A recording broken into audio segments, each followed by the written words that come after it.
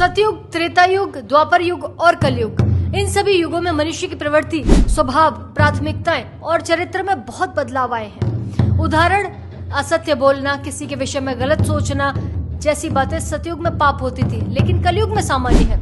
ये हम जानते ही हैं कि कलयुग से किसी भी युग की तुलना व्यर्थ है, क्योंकि इस युग में बुराइयों और बुरे लोगों का बोलबाला है।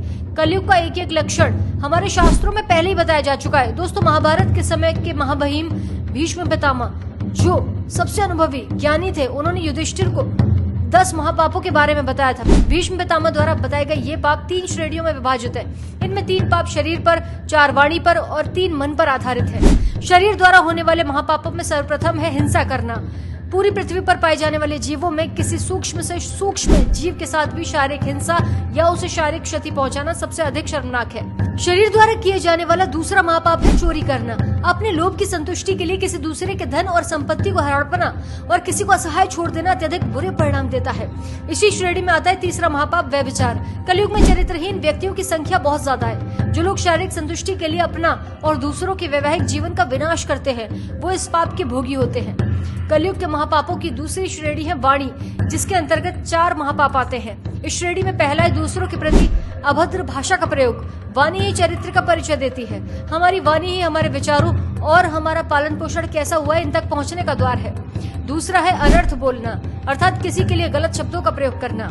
आवश्यकता से अधिक बोलने वाले लोग क्या बोलना चाहिए और क्या बोलना नहीं, ये निर्णय लेने में असमर्थ होते हैं और अपने शब्दों से दूसरों को दुख पहुंचाकर इस पाप की भागी बन जाते हैं। वाणी द्वारा होने वाले पापों में तीसरा पाप है बड़े बुजुर्गों का अपमान।